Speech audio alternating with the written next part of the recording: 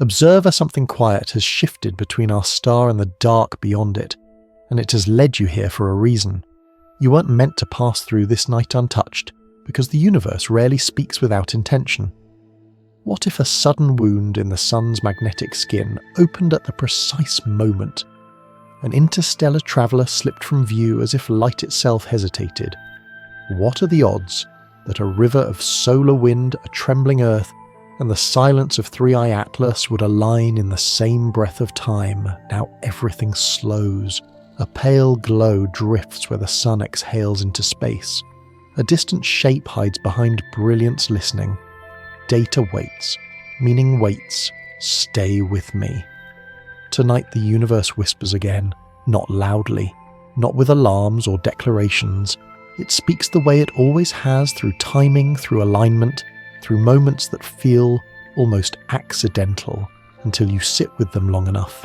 I have spent many nights listening for that whisper. Long nights beneath rotating skies, the low hum of instruments beside me, waiting for patterns to settle into meaning or dissolve back into noise. Most nights nothing answers, but sometimes something does. This was one of those times. The sun. Our familiar star did not change its light in any way the human eye could notice. It rose and set as it always does. Crops grew, tides moved. Yet beneath that calm surface a quiet wound opened. A coronal hole stretched across its surface, a region where magnetic structure loosened its grip and let the solar wind escape freely. Not an explosion, not a flare, just an opening, a release. Plasma streamed outward at astonishing speed, faster than most solar breath, racing through space like an invisible tide. Instruments recorded the numbers with calm precision. 700 kilometers each second. Charged particles moving as if they had been waiting for this path to appear. Space weather forecasters noted it. Power grids adjusted, auroras prepared to dance, and at that same moment, far closer to the sun than any comfort would allow an interstellar visitor, slipped into silence. Three-Eye Atlas was never bright, it was never dramatic. Just a faint trace moving against fixed stars, a messenger made of ice and dust that did not belong here. Its path did not curve like the familiar loops of planets and comets borne alongside us. It cut through the system on a line shaped by another star, another nursery of matter that no human will ever see directly. For weeks, telescopes followed it patiently. Each photon it reflected carried information older than Earth itself. Ratios of elements, subtle colours, tiny variations in brightness that told stories about structure and composition. We listened carefully because objects like this are rare. They are the only letters we receive from distant stellar systems, written not in language but in chemistry. Then the comet moved behind the sun. This is not unusual. Solar conjunction hides many objects from view. The glare overwhelms even our best instruments. We expect darkness there, but timing has weight. Context matters, and the overlap was too precise to ignore. As the solar wind intensified, as Earth's magnetic shield flexed under pressure, our only accessible interstellar sample vanished into the brilliance of the same star releasing that energy. Every telescope lost it at once, space-based, ground-based, all blind in the same direction. Scientists responded the way they are trained to respond. Carefully, cautiously. Correlation does not imply causation. These words are repeated often because they protect us from ourselves, from stories that feel true but are not, from patterns the mind wants to complete too quickly. And then the ground moved. Not everywhere, not catastrophically, but enough. Several large earthquakes unfolded within hours distant from one another, each rooted deep in tectonic stress that had been building for years. No law of physics requires these events to share a cause. Plate boundaries shift according to forces measured in centuries. Solar wind does not crack rock. Magnetism does not loosen faults. And yet silence has a way of amplifying coincidence. When events stack closely together, the mind leans forward. It searches for threads. I felt it myself despite knowing better.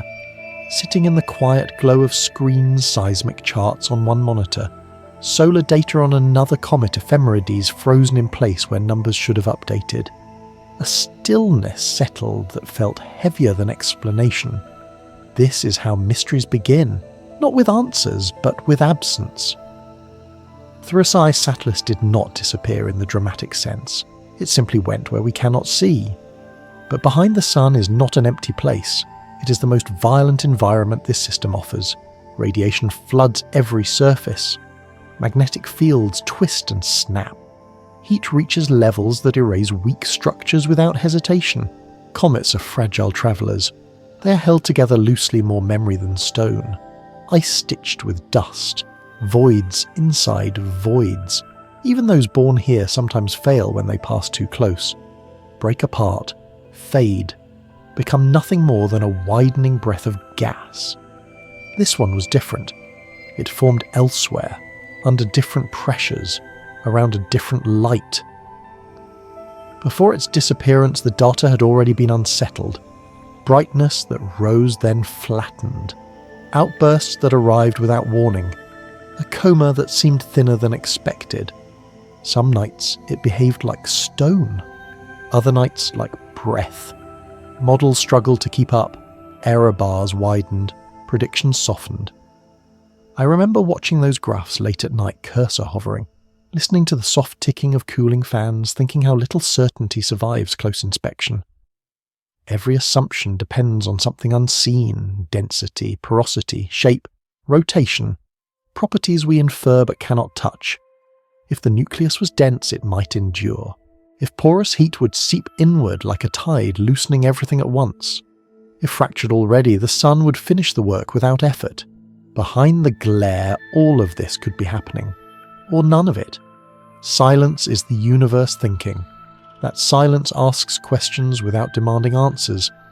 Will the comet return unchanged, continuing its lonely path back to interstellar space as if nothing happened? Will it emerge as fragments, a loose procession of pieces, each carrying a fraction of its story? Or will there be nothing at all, only an empty prediction point drifting forward in time? When I first learned to observe the sky, I believed better instruments would end uncertainty. That clarity would grow with resolution. Years later, I understand the opposite. The more precisely we look, the more fragile our conclusions become. Knowledge expands, and with it the boundary of the unknown. Traveller. This is one of those boundaries. Somewhere beyond our reach, something ancient still moves. Or it does not. Both possibilities are equally quiet. For now we wait. Calendars are marked. Telescopes are ready. Algorithms stand by to announce either return or absence. And beneath all of that preparation there is acceptance, the kind that arrives when you realise the universe does not owe us continuity. It's all right to not understand. The sun continues its work. Earth continues its motion. And behind the light a story unfolds without witnesses. Rest here for a moment. Let the question settle. The next whisper will come when it's ready. When an object disappears behind the sun, astronomy enters a familiar kind of blindness. We call it conjunction, a geometric consequence of orbits and perspective, a reminder that even with instruments spread across the planet and beyond it, our view is still narrow. The glare of our star overwhelms senses, scatters, photons, erases contrast. In that region, nothing small can be seen. We accept this limitation easily when it hides planets or asteroids we know well. It is harder to accept when what vanishes is something rare, something we may never encounter again. Fierce Atlas moved into that brightness quietly. There was no flash, no sudden distortion in its trajectory, no dramatic signal announcing transformation or destruction. One set of data points simply became the last. After that, predictions replaced observation. Mathematics took over where light could not go. This is always an uncomfortable transition. Equations are elegant, but they lack texture. They do not carry dust or ice or fragility. They do not tell us what heat does to structure or what radiation does to memory. I have learned over years of watching comets approach the sun that disappearance is often more unsettling than explosion. When something breaks apart in view, we can measure the pieces, trace their paths, account for the loss. When something vanishes into glare, the mind fills the darkness with possibility. Fragmentation, Vaporization. Survival altered just enough to confuse us later. Silence invites speculation because it withholds correction. In the days following the disappearance, models multiplied. Each assumed a different interior. A dense body rich in rock might shed surface ice and pass through largely intact.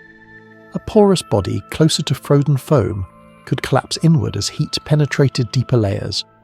A binary structure, two lobes touching gently, might separate under stress. None of these possibilities violated known physics. All of them depended on details we could not measure before the comet went dark. This is where interstellar objects remind us how provincial our knowledge is. Comets born near our Sun share a common history.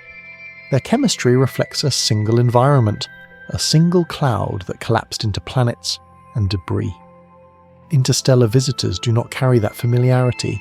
Their ice condensed under different radiation, different elemental abundance, different timing. Even when they look similar, they may not respond the same way to heat and pressure. The Sun, which tests every object without preference, becomes an unforgiving examiner. Listener, there is a particular kind of quiet that settles in observatories during moments like this. The screens remain lit. The clocks advance. But nothing updates. No new photons arrive from the target. The absence becomes a presence of its own. Conversations soften. Speculation retreats into notebooks and private thoughts. We remind ourselves that patience is part of the discipline, that waiting is not failure. Still, the waiting feels heavier when what we wait for might no longer exist. History offers examples, though none quite like this. We have watched comets dissolve near the Sun before leaving behind expanding clouds that fade into invisibility. We have also watched others endure conditions that seemed impossible emerging, scarred but recognizable. Survival and destruction often differ by margins we cannot resolve.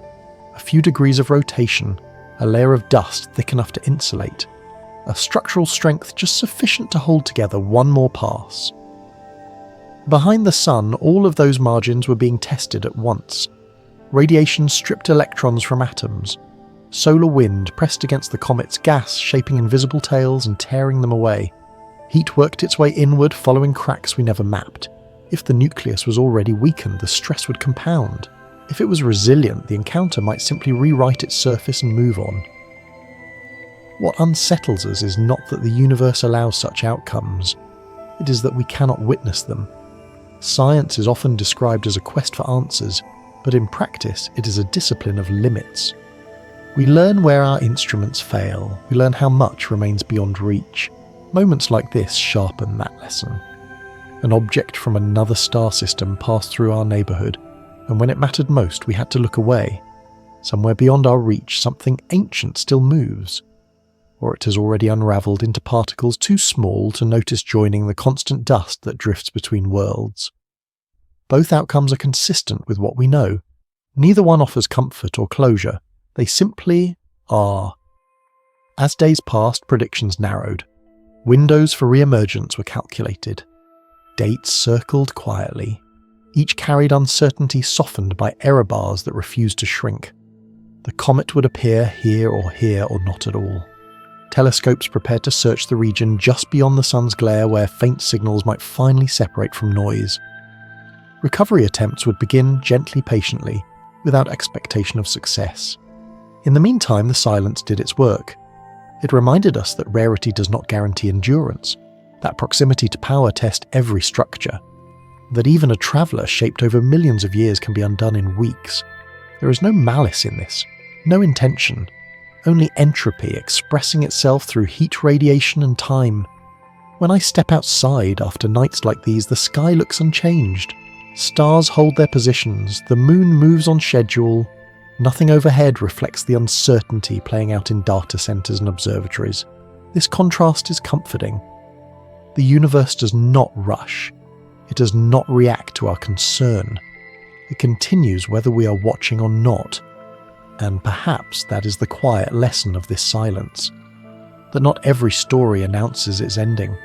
That some chapters close behind light we cannot penetrate. That it is possible to care deeply without demanding resolution. Rest here beneath that understanding. The universe will speak again when it chooses. The Sun is often spoken of as steady, dependable, a constant presence that marks our days and anchors our lives.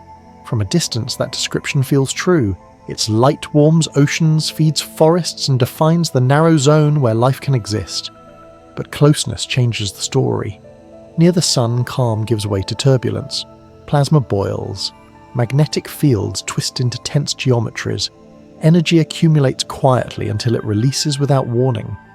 To approach the sun is to enter a region where balance is temporary and survival is conditional. For a comet, this region is both invitation and trial.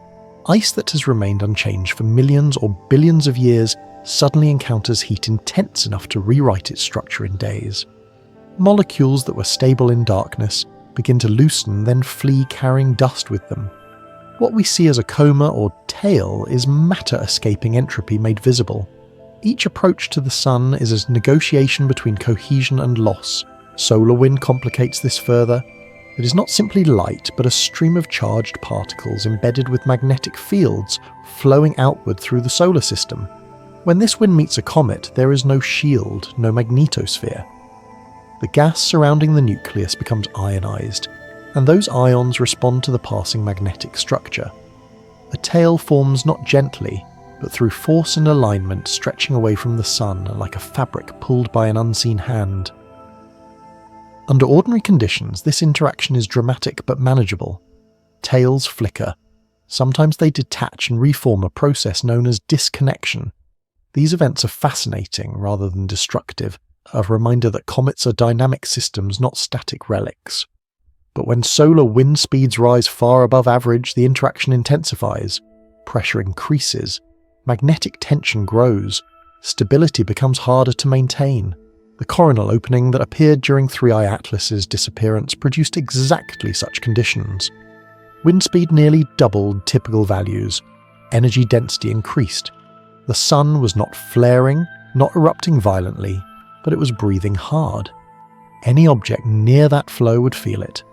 For a comet already stressed by heat, the added force could matter.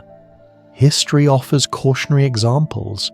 Some comets approach with promise brightening steadily, only to unravel without warning as they draw close. Others predicted to vanish somehow endure passages that defy expectation. The difference is rarely obvious beforehand. It lies in internal details we infer only indirectly: strength, porosity, distribution of ice. These properties decide whether stress dissipates or concentrates, whether cracks seal or propagate.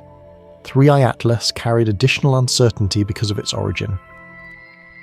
Formed around another star, it may have experienced radiation environments unlike our own. Its ice could be richer in volatile compounds that respond earlier to heat, or poorer, leaving a more rigid shell.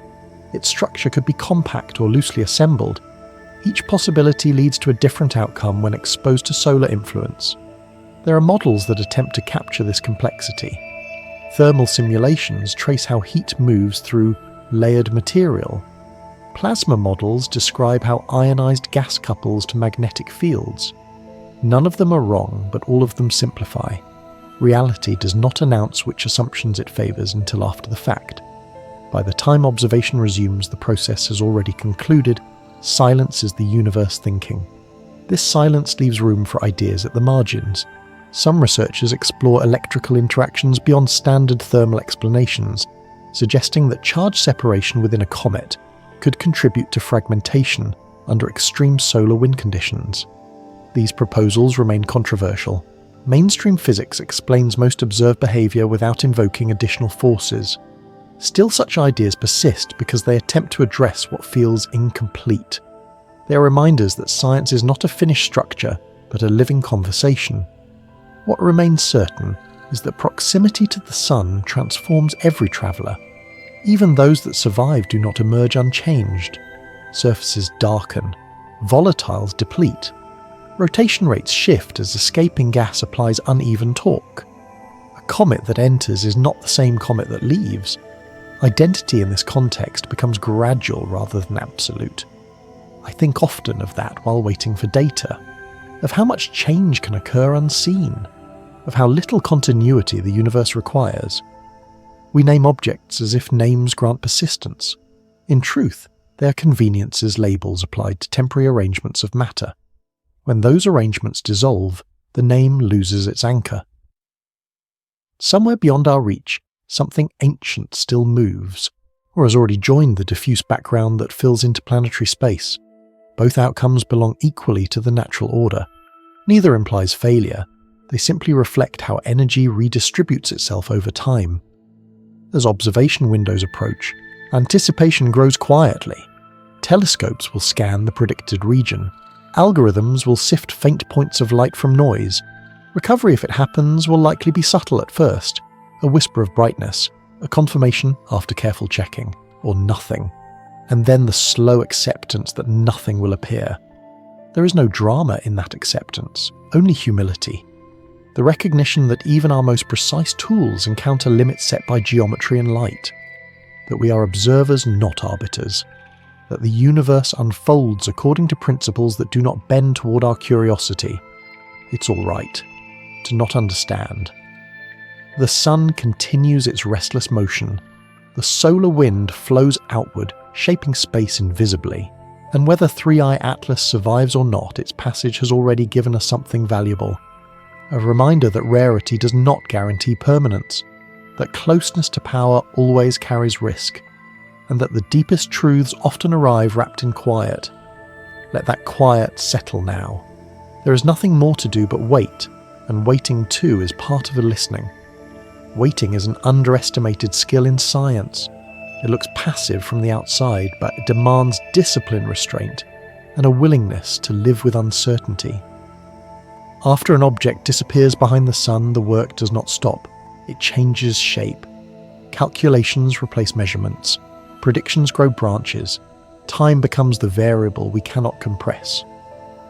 For 3i Atlas, the vigil began the moment the last usable photon arrived and continued through days that felt longer than they were. Calendars filled quietly. Astronomers marked windows when geometry might finally allow light to escape the sun's glare and reach our detectors again. These dates were not promises, only possibilities.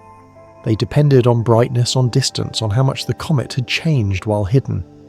A body that lost a mass could emerge fainter than before. One that fragmented could spread its light thinly across space.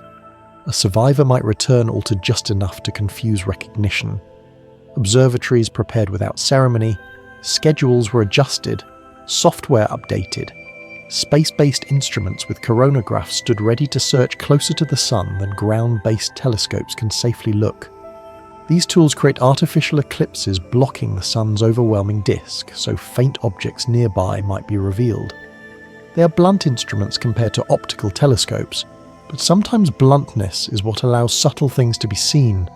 There was quiet hope that one of these watchers might catch something unexpected. A brief condensation, a faint streak, a structure where none should be. Even a non-detection would be data narrowing the range of possibilities. In science, absence can speak, but only after patience gives it context. I have sat through many vigils like this. The hum of equipment becomes familiar. Coffee cools untouched. Conversations drift toward philosophy because there is little left to calculate. It is in these moments that the human side of observation surfaces. We remember why this matters, not because of headlines or speculation, but because these objects carry information that cannot be replicated. They are samples delivered freely by the galaxy, and when they pass, they do not return. For interstellar visitors, the loss feels sharper. A solar system comet will come back if it survives. An interstellar one does not. Its trajectory leads outward back into the dark between stars. If we miss our chance, the window closes for good. That finality adds weight to every quiet hour of waiting. Behind the technical preparation, a deeper question lingers. What does it mean to recover something that may no longer be whole? If 3 Atlas returns as fragments, do we still call it the same object? If it returns as a faint dust cloud does, identity persists. These are not merely semantic concerns. They shape how we interpret data, how we compare before and after, how we decide what has been learned. Astronomy has encountered this problem before. Comets that break apart challenge our definitions. Each fragment follows nearly the same path, carries the same origin, yet behaves independently. Some fade quickly, others remain active. Collectively, they tell a story about internal structure, but individually, they blur the idea of a single traveller. identity becomes distributed less like a point and more like a gradient. Listener, this is where science quietly touches philosophy, not because we seek abstraction, but because nature does not always respect the categories we invent. We name objects to track them, to talk about them, to remember them. The universe rearranges them without concern for those names. What persists is not the label, but the material, the energy, the motion. As recovery windows approached, attention sharpened. Teams prepared to scan wide fields, knowing that predictions carried uncertainty. Non-gravitational forces caused by uneven outgassing could have nudged the comet slightly off course. Fragmentation could have spread pieces along the orbit. Even a small deviation multiplied by time could move the target beyond where we expected it to be. This uncertainty is not a flaw. It is a feature of systems governed by many small influences rather than a single dominant force. Comets are especially susceptible to this. They are light irregular, responsive to heat and pressure. Their paths are conversations between gravity and escape. Modelling that conversation perfectly is beyond our reach, and so the vigil continued, marked not by tension but by focus. There is a calm that comes from acknowledging limits, from doing everything possible then letting outcome unfold. In that calm, the mind stops demanding certainty and starts appreciating process. Whether 3-Up Atlas returns or not, its passage has already reshaped our perspective. It reminded us that the solar system is not sealed, that material from elsewhere crosses our path, that our star is both host and hazard. It reminded us that discovery does not guarantee preservation, and that observation is always partial. If the comet reappears, there will be careful comparison. Brightness curves before and after, spectral lines examined for change, tails measured, activity assessed. Each difference will tell a story about what the sun does to ice from another star. If it does not reappear, the story will be quieter but no less important. It will tell us about fragility, about thresholds we do not yet quantify. In either case, the vigil teaches the same lesson. That waiting is not empty time. It is space for understanding to mature, space for expectations to soften, space for humility to take root. Silence is the universe thinking, and as the night deepens and instruments keep their watch, there is peace in knowing that not everything must resolve immediately. Some answers arrive slowly, some never arrive at all. Both outcomes belong to the practice of listening. Rest here within that patience. The sky will reveal what it can when it can. At some point, every long vigil reaches a quiet threshold. It is not marked by discovery or disappointment, but by a soft internal shift. Anticipation loosens. The need for answers relaxes. In its place comes something steadier, a recognition that the universe does not move in response to our urgency. It unfolds according to its own rhythms, and our role has always been to notice, not to command. For 3W Atlas, that moment arrived slowly, not with an announcement, not with a final image, but through repetition, night after night of observation. Window after window opening and closing, telescopes pointed where the comet should have been, then slightly wider, then wider still. Each scan returned silence. Not dramatic silence, just absence. The kind that refuses to resolve quickly, and instead asks to be lived with. In science, absence is not empty. It carries weight. When nothing appears where something was expected, possibilities narrow. Models fall away one by one. The space of outcomes collapses gently, not into certainty, but into likelihood. Either the comet returned too faint to see, scattered into fragments thinner than detection, or ceased to exist as a coherent body at all. Each explanation fits within known physics. None require invention. It is tempting to call this a loss, to say that something precious slipped through our grasp. But that language assumes possession as if discovery implies ownership. In truth, 3IR Atlas was never ours to keep. It was a traveller passing briefly through a region of space shaped by forces far older and stronger than curiosity. Its value was not dependent on survival, but on encounter. Comets do not fail when they disintegrate, they complete a process. Ice exposed to heat does what ice has always done. Structure subjected to stress responds according to its limits. Entropy does not judge outcomes. It only redistributes matter and energy, scattering them into new configurations that will participate in other stories later. The atoms that once reflected faint sunlight toward our instruments still exist now, folded into a wider circulation. I've come to see this as one of astronomy's quiet lessons. Permanence is not a requirement for meaning. Some phenomena matter because they endure. Others matter because they pass through briefly and alter understanding before fading. Interstellar visitors belong to the second kind. Their rarity is matched by their impermanence, and that balance is part of their significance. The sun did not act with intention. It followed its nature. Magnetic fields opened, plasma flowed, radiation bathed everything nearby. At one distance, these processes sustained life. At another, they erase fragile structures without hesitation. There is no contradiction in this. It is the same physics expressing itself across scale. Earth, meanwhile, continued its own long motions. Plates shifted, stress released. The ground moved where it was already prepared to move. The coincidence of timing unsettled many, and that response is understandable. Humans evolved to search for connection. Pattern recognition kept us alive long before it led us astray. In a cosmos this vast, the instinct sometimes reaches beyond what evidence can support. Science does not extinguish that instinct. It disciplines it. It teaches us to hold curiosity and skepticism together without forcing either to dominate, to say this is intriguing and also this may be coincidence. Both statements can exist side by side without diminishing wonder.